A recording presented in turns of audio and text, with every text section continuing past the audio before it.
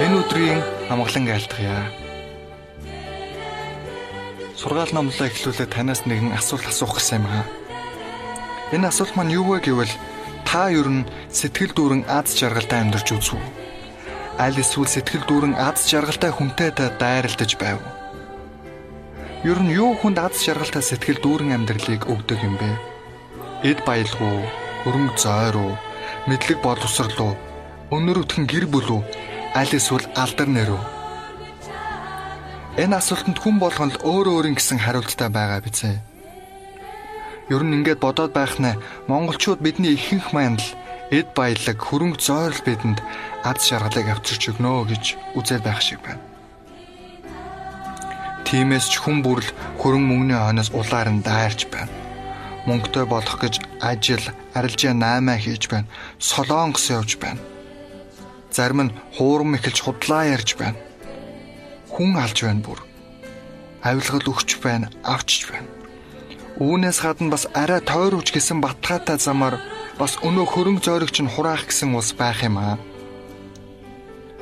Тэр улс өөрсдийгөө сурч боловсруулах замаар ирээдүйдээ хөрөнгө оруулалт хийж байна.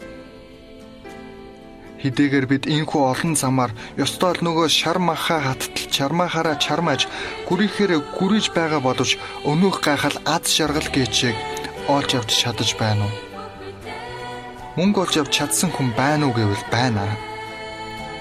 Харин аз жаргалыг жоохон олж авч чадсан хүн байна уу? Ёстой л бурхан л мэдэх байх та. Гүйр бурхан гэснээс бурхан өнөөх аз жаргал гээчийг хэрхэн яаж олж авах талаар зааж сургасан юм байдгийн болов. Уул шугамдаа бол бурхан л хүн гээчийг анхлан бүтээж бий болгосон эзэн юм байгаа юм шүү дээ. Тэгэхээр тэр л ер нь өөрийнхөө хүн гэж бүтээлийг яавал жоохон аз жаргалтай болохыг мэдэх учиртай. Энэ талаар л би тантай Бурханаас бидэнд хайрлсан Библийн судраас судлан суралцсан юу гэсэндэ энэ эфирт орж ирчээд байгаа билээ. За тэгвэл Библийн сударт нэгэн эмэгтэй Есүс эзнээс яавал аз жаргалтай болох вэ хэмээн асуусан тухай түүхийг бичсэн байдаг. Ингээд энэ түүхийг цөмөөрөө уншицгаая. Та Библиэтэй бол Библийн судрынхаа Иохан номны 4-р бүлгийн 5-6 дугаар ишлэлийг харна уу? Библиэд ингэж бичжээ. Ингээд Есүс Самарын Сухар хотод ирлээ. Яаковын худаг тэнд байжээ. Аян замдаа алжааж ядарсан Есүс худгийн дэргэд сууж байв. Энэ нь 6 дугаар цагийн үе байлаа гэсэн үгсээр түүх маань эхэлж байна. Мэдээж аливаа түүхийн адилаар энэ түүхийн хизээ хаана болж өнгөрснийг эхэнд нь бичсэн байна. Түүх хизээ болвоо гэвэл Есүс эзний энэ дэлхий дээр амьдарч байсан үе буюу манай эртний 30-аад онд Самарын одоогор бол Палестиний Сухар гэдэг цөлийн нэгэн хотод болжээ. Мөн энд 6 дугаар цагийн үе байлаа гэсэн байна. Эртний еврейн цаг тооллын ёсоор бол 6 цаг гэдэг маань манайхаар жин үдийн үеийг хэлдэг байна. Тэгэхээр Есүс эзэн цөлөөр олон цаг аялсны эцэст алжааж ядраад жин үдийн нарнаар худгийн сүдэрт амран сууж байсан байна.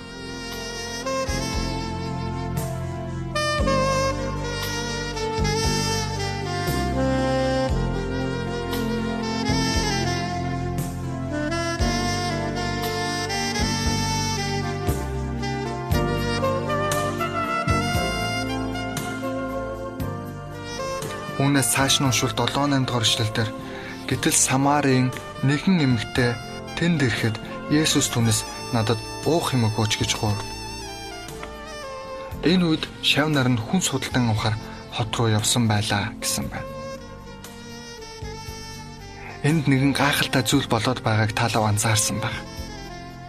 Яагаад Сухарын тэр их халуун цөлд бүр жин үдийн нарнаар тэр тусмаа эмэгтэй хүн ганцаараа ус авахаар ирвэ. Хүүтэн сэрүүн уур амьсгалтай манай Монголын говьдл гэхэд зуны жин үдэд нүцгэн хөлөө элсэн дээр тавих зүрхтэй хүн ховор шүү дээ. Гэтэл бүр өнөөх алдарт дэлхийдээ хамгийн халуун тооцогддог Арабын цөлд жин үдээр ямар халуун байсан нь ойлгомжтой байцээ. Манад л гэхэд үдийн халуун нарнаар бетон савж ирээд л усанд явах тун хэцүү байдаг билээ. Хэрвээ та гэр хороололд өссөн бол сайн ойлгох байх. Энэ хачиргалтай явдлын сэжүүр нь энэ эмэгтэй урд нь 5 нөхөр сольсон болох нь хожим илэрхий болсноор илэрдэг. Өдгөө хүртэл хүүхнүүд нь нүрээ эр хүнээс алчуураар далдлан нуудаг Арабын энэ оронд 5 эр сольсон эмэг садар самун завхаа зайдангаараа дуудуулах нь гарцаагүй юм. Хүн амьтны хөл татаасан жин үдээр цөлийн халууныг дэвчин байж ус авахаар ирчгээд байхад нь Есүс түүнээс ус өгөхийг гуйсан байна. Түүхээ цааш нь үргэлжлүүлэн уншия. Өнөөх Самар эмэгтэй, та Иудей хүн байж Самар эмэгтэй надаас яагаад уух юм гуйна вэ гэв. Учир нь Иудейчүүд Самарчуудтай харьцдаггүй байжээ хэмээн 9-р эшлэлээр бичсэн байна. Энд Иудейчүүд Самарчуудтай харьцдаггүй байжээ гэсний учир нь ийм юм байгаамаа. Учир нь гэвэл манай эртний 600-аад оны үед эртний Вавилоны их хаан Небухадназар Израилийн хаан тусыг довтолж хамаг эрчүүдийг нь хүүхэд залуучуудтай хамт боол болгон авч чадсан билээ. Еврейчүүдээс нутагтаа үлдгэсэд нь тэр хавийн харь үндэстэн ястангуудтай ураг холбосноор өөр шин төрлийн үндэстэнг үүсгэн бий болгожээ. Энэхүү шин үндэстэнг Самар гэнэ. 70 жилийн дараа еврейчүүд сүлгээс буцаж ирэхдээ ар гэртээ үлдгэсдийнхээ яасныг үзээд жигсэн зэвүүцэж тэднийг нохооноос ч дорд үзэх болсон байна.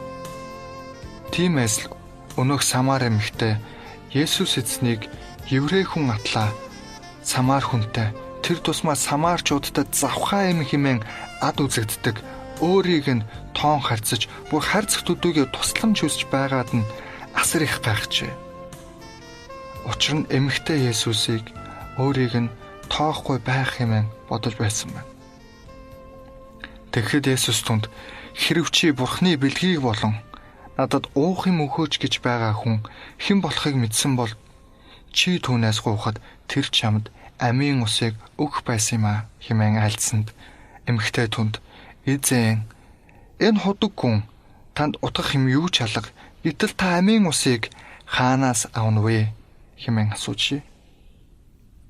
Хэдийгээр Есүс өөрөө маш ихээр цангаж байсан боловч энэ эмэгтэй сэтгэлийн цангаанд илүү ихээр анхаарал тавьж байгааг та анзаарч байгаа биз ээ. Энэ эмэгтэй сэтгэлийн цангааг тайлахын тунд өөрийнхөө махан биеийн цангааг тайлахаас ч илүү чухал байлаа. Тийм ээ, Бурхны өмнө хүн бүхэн адилхан. Тэгэхээр Бурхан та бидний ч гэсэн өнөөх аз жаргалыг ирсэн сэтгэлийн цангааг маань тайлахыг ихэд хүсэж байгаа гэдэг нь ойлгомжтой. Гэвч тэрээр хэрхэн яаж бидний сэтгэлийн цангааг тайлж аз жаргалыг өгөх юм болоо?